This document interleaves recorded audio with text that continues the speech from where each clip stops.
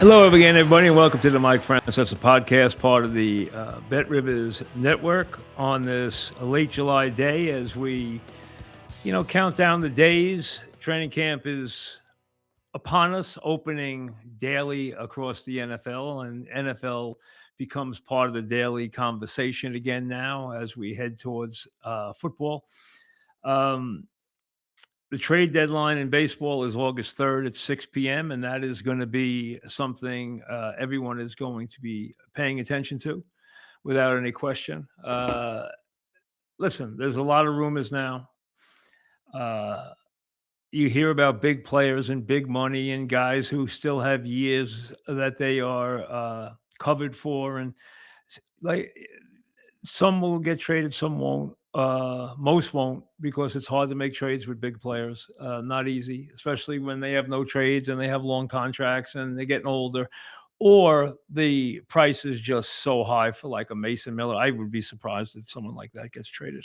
I really would. Scooble's different. I could see him going, especially to the Dodgers. I think that's a distinct possibility. But the Yankees will be involved. They will go out and improve their catching. I think they are steadfast in that approach to do that. They will probably add to the bullpen, and the Yankees are treating today's doubleheader with the Pirates obviously with high anticipation because this is the first time that they've had Cole and Fried active at the same time. And Fried surprised everybody with this announcement that he's going to pitch the back end of the day-night doubleheader after last night's rainout against the Pirates. Cole pitched the first game against a dangerous offensive team in the Pirates. They also have their issues in the bullpen, like most teams do.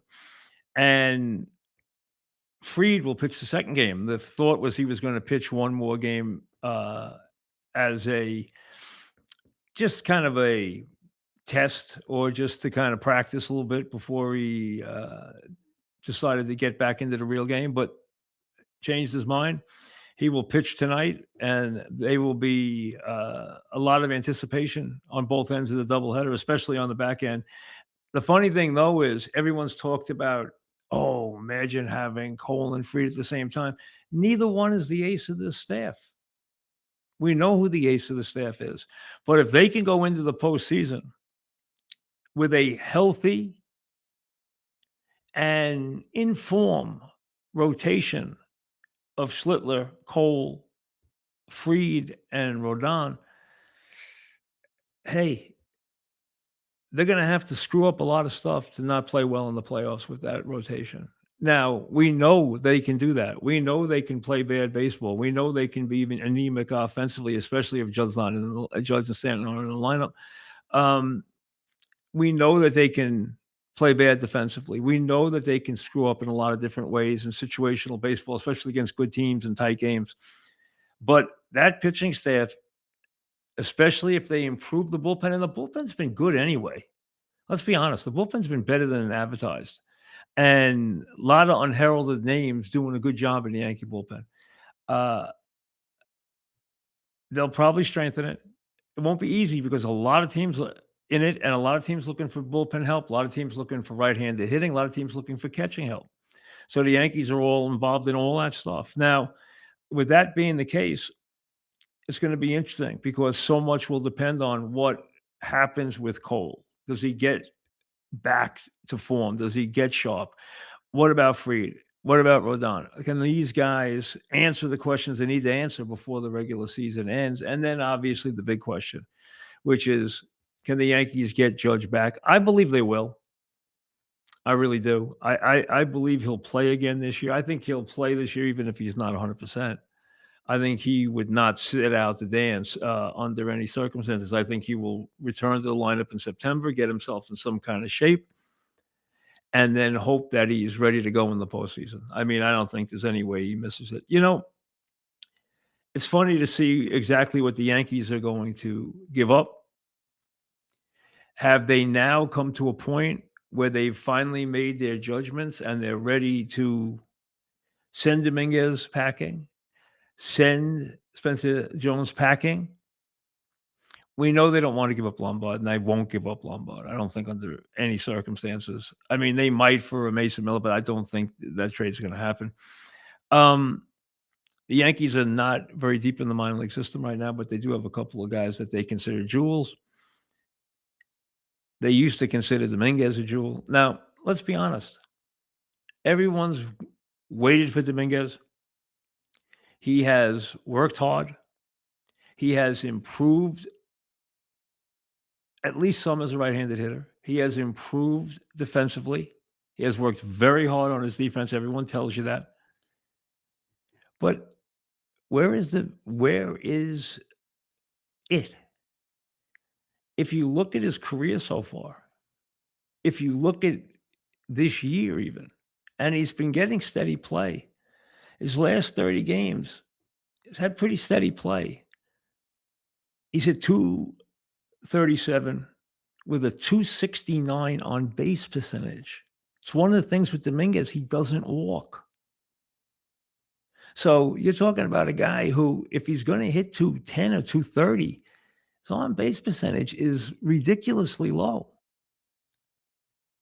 He has not walked at all in his career. I mean, in the last 114 at bats over the last 30 games, he's had 5 walks and 28 strikeouts.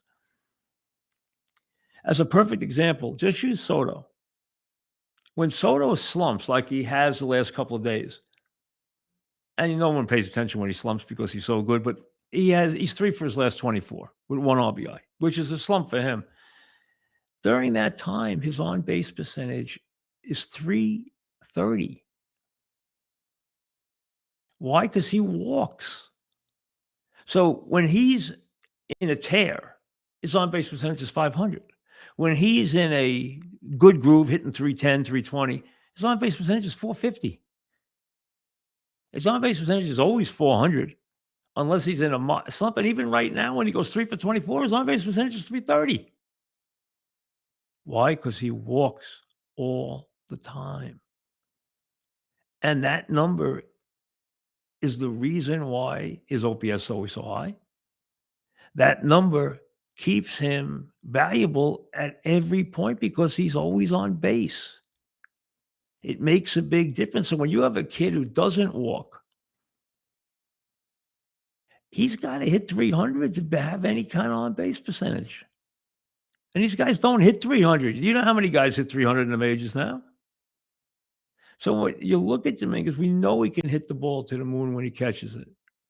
We know he's got power. If you put him in the Kansas City Royal outfield and give him 550 at bats and ask me what he'll do, he'll probably hit 20 homers and knock in 70 runs and hit 240. That's fine, but that's nothing special. You're coming to the point where you got to treat him as someone who's not a Yankee outfielder. This is his chance, and he hasn't knocked the door down. He's made some good catches. He's hit some balls hard, but you know what? Look at the numbers. They're not there.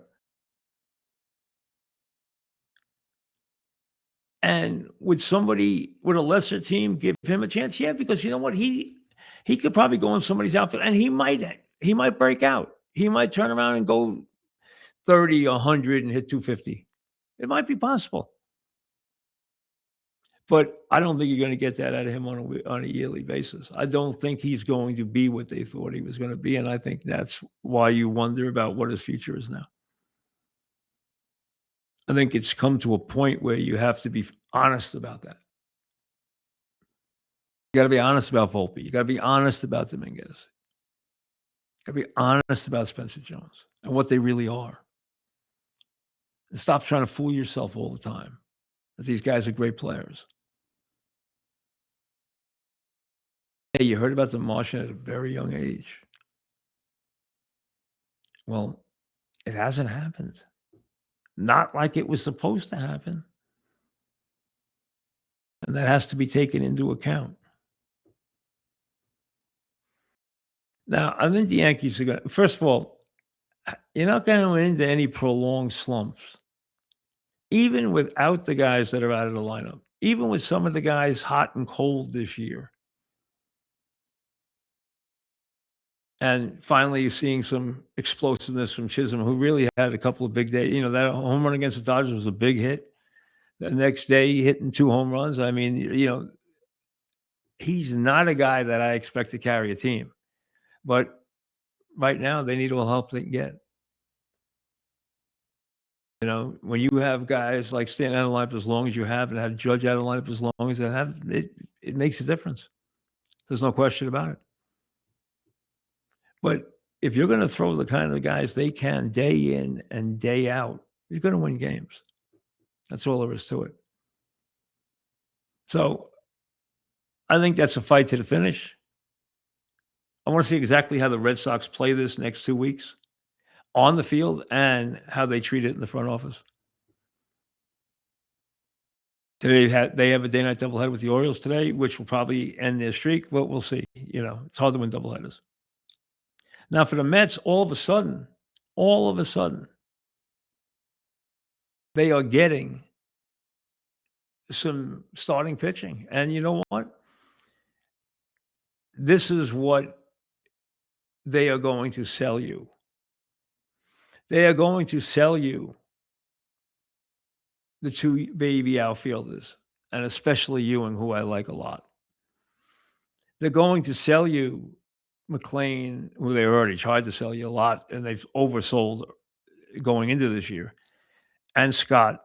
And now with Zach Thornton, who you have to now call the crafty lefty, because every lefty who doesn't throw hard, and he's not a particularly hard thrower, then you go into the category of being like every other lefty starter, a crafty lefty, a pitcher, a guy who works you in and out, up and down, hits the corners, well, changes speeds, changes planes. All right, that's the crafty left-hander. But here's the bottom line: over his last 3 starts, and the Mets, remember, couldn't get anybody to go out there and give them 5 decent innings for a long time. He, in his last 3 starts, has gone out there and pitched 19 innings and given up 1 earned run, walked 4, struck out 14. You gotta be thrilled by that. Is it real? I don't think he was one of their most, heralded. They've made that pretty clear, guys. You didn't hear his name a lot, but that doesn't mean anything. You didn't hear Scott's name a lot either. Obviously, you heard McLean's name every day. But now they have the 3 starting pitchers. They have Soto, and they have the 2 baby outfielders, and they're gonna sell you that 6 as their core. Now, what are they gonna be able to unload? A couple weeks ago, I caused a little stir by saying that they were gonna try and trade Lindor, which didn't mean they were gonna trade him. I just said they're gonna try. They wanted to. Now, I think they still want to by every measure, but now everyone has admitted that that's the case. But we all know it's gonna be difficult with a guy with a no trade with a huge contract. It's not gonna be an easy thing to do. He's gotta approve it, and there's a lot of money involved. And although he's hit over his last 25 at bats, he hasn't had a great year. And he's not a kid anymore. And he's playing a demanding position. And there are other shortstops on the market. So it's not an easy thing to do. How many of these veteran guys can they unload? And I don't think they're unloading Bichette. I wouldn't unload Bichette. I think Bichette got off to a really rough start. Has been a consistent hitter over his last 200 at bats. Now, is he worth the kind of money he's gotten? Not yet. He hasn't performed to that, but I think he's a really good hitter. I don't have a problem with him being here. Now, I don't know what he thinks about being here. I don't know if he likes it. I don't know any of that. As far as the other guys, they would get rid of any of those veteran guys they could get rid of. And they're going to be trading pitchers. The question is, what are they going to do with Weaver? That's really the question. They have guys in the pen that people are going to covet. They have good people in the pen. And obviously, Weaver is going to bring back something pretty good. Otherwise, you wouldn't deal him. have him for next year under a reasonable contract, you wouldn't deal him. Not the way he's pitched. He's been great. So from that standpoint, the Mets obviously could flood the market with players. Holmes, if he's healthy, obviously. I mean, the guys in their pen, you can knock them off. You know who they are. Okay. Do they deal Weaver? I don't know. Does anybody want any of their veteran guys that they brought in here? Doubtful. Would somebody want Lindor? Yes, but at what price? At what cost? How do they work it? Who comes back? That's all a big part of that. Do they trade Alvarez? I think you could trade him. I think there's a market for him. Now, here's the thing. If you were looking for him for the Yankees, and I've heard people mention that, the thing you got to worry about there is Cole and Fried are not going to want to pitch to Alvarez. We know he can hit home runs. We know he can hit. He's got power. He swings for the seats. We know what he can do. I think he's a good bat for a catcher. Then they're not going to like pitching to him. That's going to be a problem, and they're fussy, both of them. So that's an issue when you're going to deal with that kind of staff. You're going defense first. Now, you're always going defense first with catcher anyway. But you can't have automatic outs at the bottom of the lineup. And the Yankees have lessened that because McMahon's been much better. Early in the season, McMahon was an automatic out. And I'm a McMahon guy. I pushed for him to come here. I wanted him here. He definitely solidified the defense, but he has been a disappointment offensively. But lately, he's gone the other way. He's shown more pop. He's been much better. And with that glove, he and Rosario together, Rosario against the lefties, the tough lefties especially, with McMahon coming in the game. In games where a lefty starts and he's out early, you can go to McMahon early when they don't go to the righty. Hey, that works fine because Rosario's a good bat and McMahon's a terrific glove, and his offense has gotten better. So there's not automatic outs except for catcher at the bottom of the lineup right now. And that's a bit of a positive because, let's be honest, the strength hasn't been there throughout the lineup that you would normally expect. Bellinger hasn't had a big year. And he had a massive slump. Goldie has cooled off dramatically from his run, and he carried the team for a long time. He really made a big difference early in the season, a big difference. So they still have some things to fix, but if you're going to have Schlittler and Cole and Fried and maybe within a couple of weeks, Rodon in that lineup, in that rotation, that's hard to beat. It really is. I mean, that's major league quality. I mean, nobody's got a better rotation than that. Nobody. As long as these guys pitch the way you expect them to pitch. But it's funny.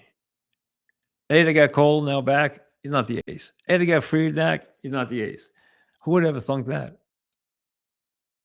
Well, you know who the ace is? The guy with the right temperament and the guy right now who's the leading candidate to win the Cy Young Award and has earned every bit of that. And what you like about him, he's tough. He's a battler. He's feisty. He's out to prove a point. He wants to compete. You love that. You really like that about him. You like his makeup a lot. Makeup matters in pitches, and his makeup, he's a tough guy. I don't think there's any question about it. He's a battler with big time stuff. And that's a heck of a combination. It really is. So I would not worry about them. Now I want to tell you about something we got coming up, which we haven't done in a long time. And as you know, this year the summer's going to be a little elongated because it's Labor Day is as late as it can be, so everything's a little late this year. My son's football games are later because they're starting later, camps later, everything's later because Labor Day's the 7th of September, so it pushes everything back. So that Labor Day week, A lot of people will be vacationing, and we have something coming up on September 3rd. Uh, I'm going to do a live broadcast in a place where it used to be a regular summer tradition. I haven't been back in a long time, but I'm going back to Bar A on September 3rd, down to beautiful Bar Anticipation in Lake Como, New Jersey, to visit my old friends down there, and they always were great to me. Bar A was great.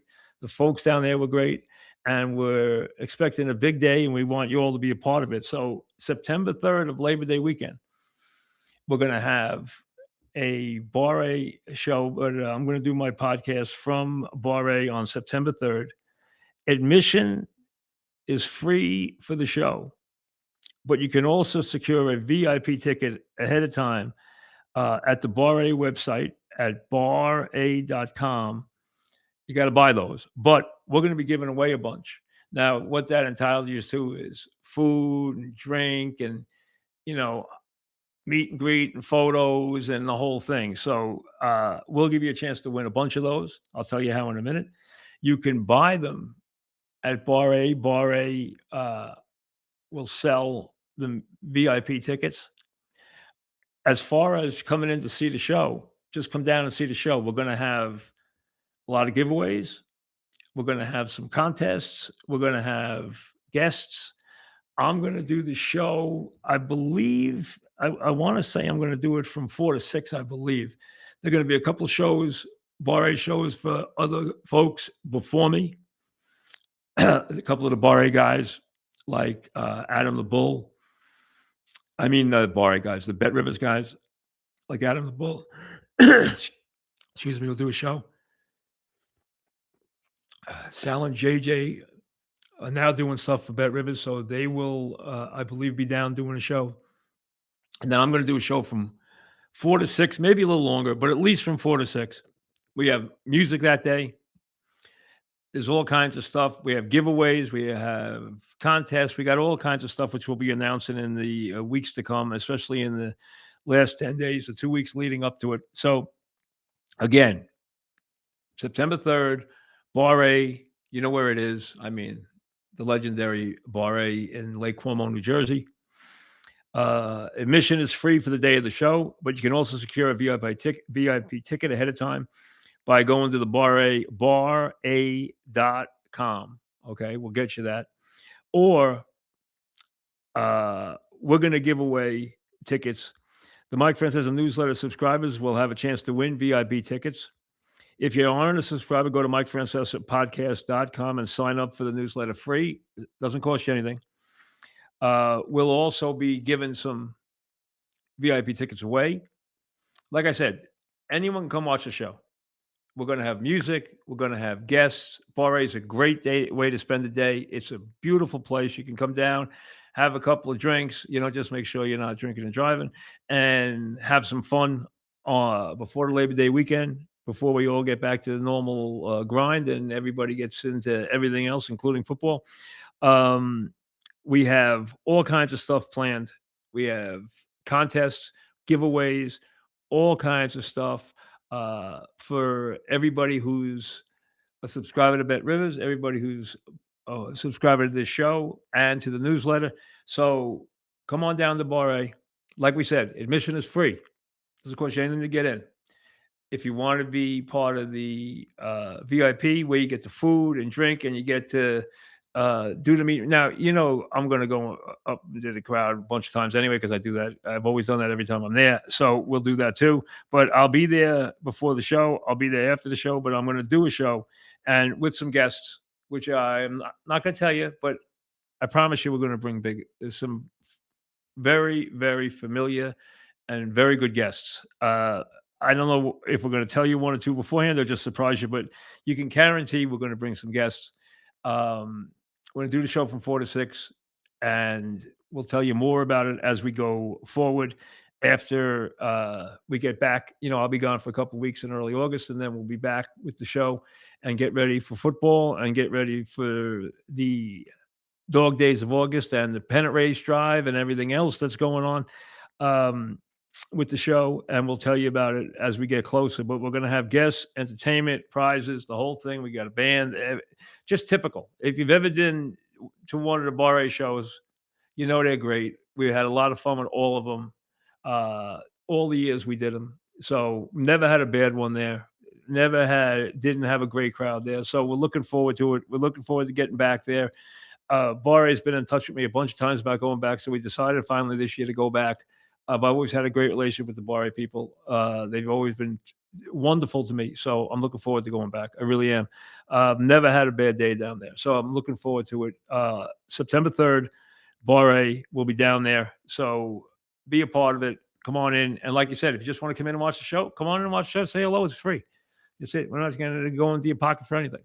Okay. And you can still win. Who knows? You could probably win something. You can still win prizes that day if you come down and everything else and watch the show and everything. Or if you want to be part of the VIP and the meet and greet and the eat and everything else, well, you can get the tickets from Bar A. They sell some. We give a bunch away. And we'll be giving them away in the next month. So Bar A, September 3rd of Labor Day weekend down at the famed Bar Anticipation in Lake Como. Wait, they changed it to Lake Como. I remember when they changed it, but I can't remember what they changed it from now. What was it? What was it before Lake Como? I'm trying to remember. When I changed it, I couldn't. It was it Belmar? I don't know if it was Belmar. Now I can't remember. So, they changed it to Lake Como about 7, 8 years ago. No, more than that. I was still doing the shows on the fan when they changed it to Lake Como, but I can't remember. It was Belmar. Okay, that's what I thought it was. Okay, Belmar. Yeah, they changed the town to Lake Como, New Jersey, and they used to get mad at me if I said Belmar. So now it's Lake Como for so long I forget it was Belmar. So we'll be down there at Bar A on September 3rd. So join us. Okay, we'll have some fun. Now,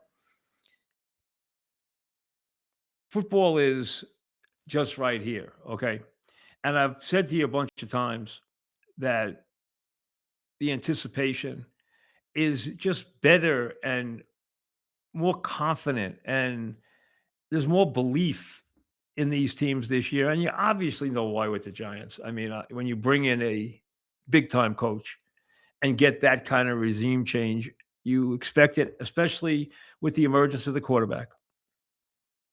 And I know everyone made a fuss last week. Listen, I'm a big Scatterboo guy. Okay. I love Scatterboo in college.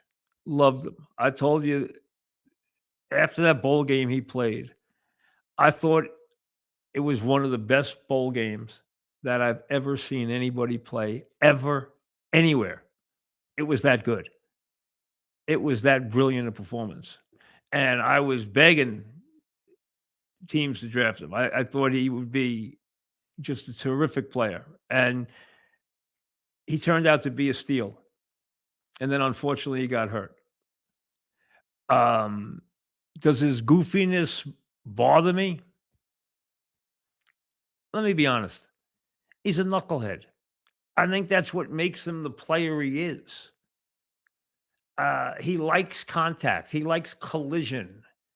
He likes he likes to play that way. I don't think he knows any other way to play. But I would rather he would stop these flips until we make sure that he's, 100% healthy, because that was a rough injury he had. And you saw him do the flip. I didn't watch I don't watch wrestling, so I know he was at it and he did a flip that they were worried about 3, 4 months ago or 3 months ago, whenever it was. And then I saw him the tape of him doing this flip that he missed on last week, and they wanted to tell Harbaugh to tell him to knock off the flips and stuff like that. Hey, Harbaugh is too smart to change this guy. That's who this guy is. He's a knucklehead. That's who he is. This guy is not playing. This is not a role for this guy.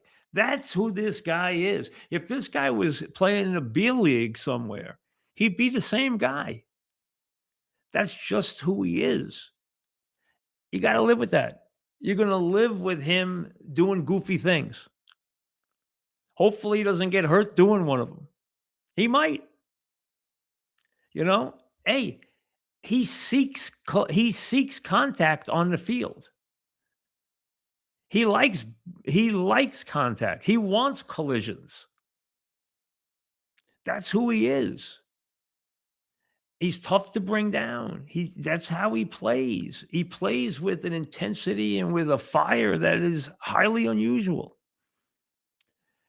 Is that gonna, get him hurt again? Maybe. Who knows? He's not a big man, but he's a rugged guy. He's not big in stature, but he's strong and he runs hard. He runs real hard. I love him. I absolutely love him as a player. Love him. And I'm looking forward to seeing him back. And I've talked about Dart a lot, and you've heard stuff about that already. I've seen people already in some of the reports talk about how Dart's lack of careful attention on the field is going to get him in big trouble and maybe keep him from stardom. I'm not going that far yet. All they have to teach him is when it's the right call and when it's a silly call. And it's about value. That's all it is. That's what he has to be drummed into him. Not that he never does it. You don't want to take that out of his game. You don't want to take that unbridled, fierce attitude and temperament that he brings to the game. You don't want to take that away from him. That's who he is. That's what makes him who he is. He's bold. He's confident. You need that. You need a little bit of a swashbuckler in the quarterback. I like that in the quarterback. But he has to understand when it makes sense and when it doesn't. If it's in the first quarter and it's 2nd and 8, you don't go taking on a 250-pound guy who's got a good shot at you. You go out of bounds. Play 3rd and 3. You don't have to get the first down there. It's not worth you getting hurt. In the 4th quarter, on 2nd down, and you need that first down on the last 2-minute drive, go get it. Go right through him. Go over him. I understand that. And you want that to be part of his game. But understand when it's the right move and when it doesn't make any sense. When you're getting nothing back for your effort. It's like these guys now in baseball. And you shake your head. I guarantee you, any of us who watch baseball do. This guy who's telling the umpire, "Oh, no, I'm challenging that pitch."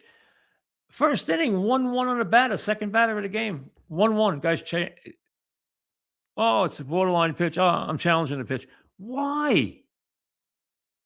It's the first inning of the second batter of the game.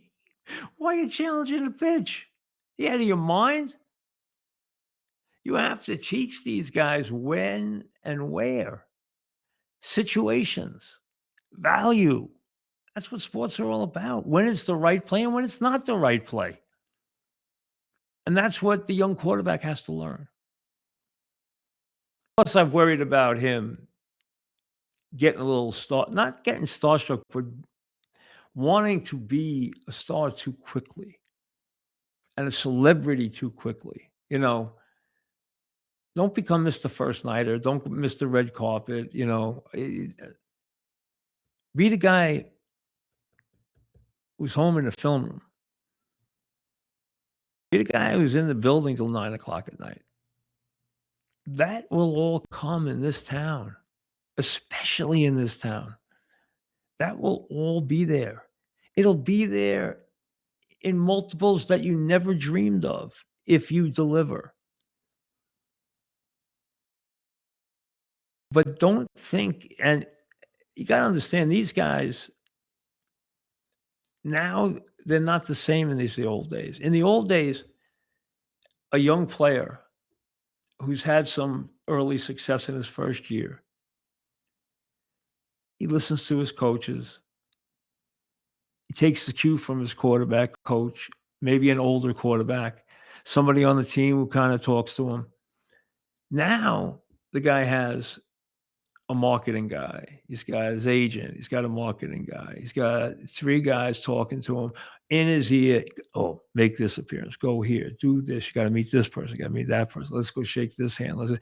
Hey, that's all superfluous. That's all on the outside. You don't need to do any of that. It'll all come. They'll be waiting in line for you if you do the right things on the field and do the right things for your team. You won't even have to go do those things. They'll come to you. They'll send a limo. They'll be waiting outside to carry you there. Just go become the player first. So many guys now want to skip those parts and just get to the celebrity part. I just want to get to the goodie bag. I don't care about what I have to do on the field. I just want to get to the goodie bag. I just want to get to the riches. I just want to get to the big contract. I just want to get to this, and be a celebrity. No. Earn that part.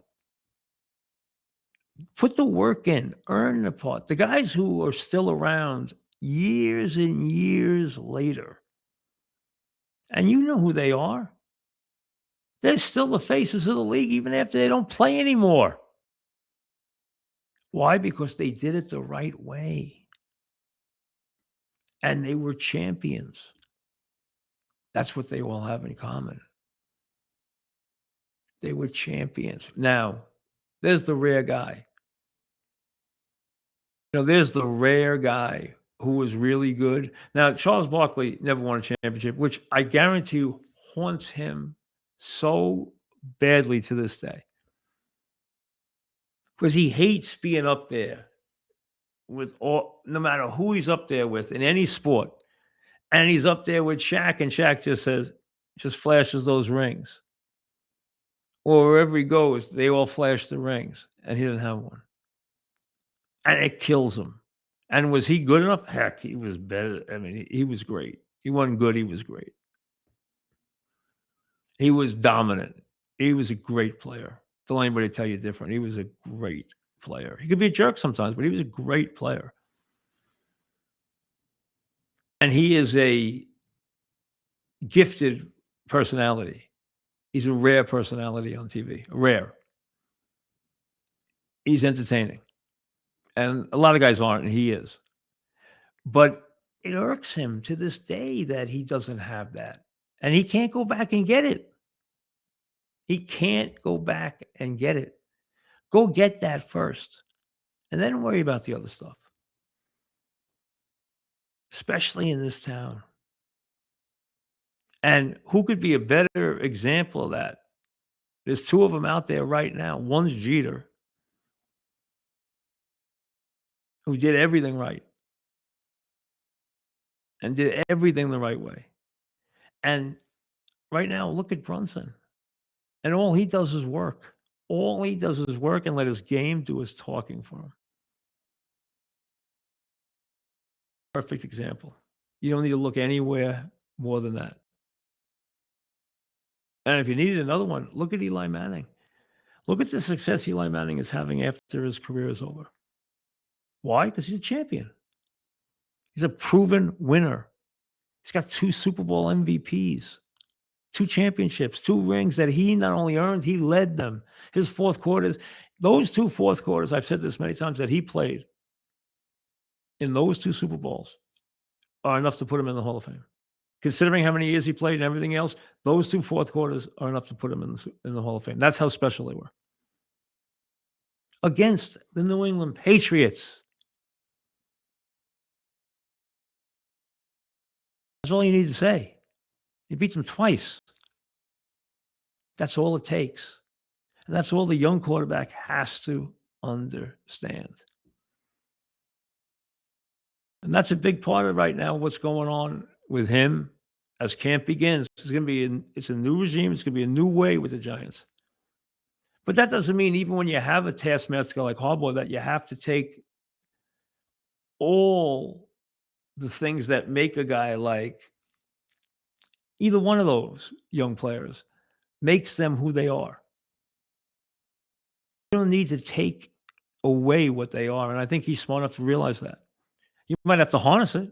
You might have to train it a little bit and change it a little bit, but you don't wanna take it away because that's a big part of it will be a big part of their success. We'll see you later.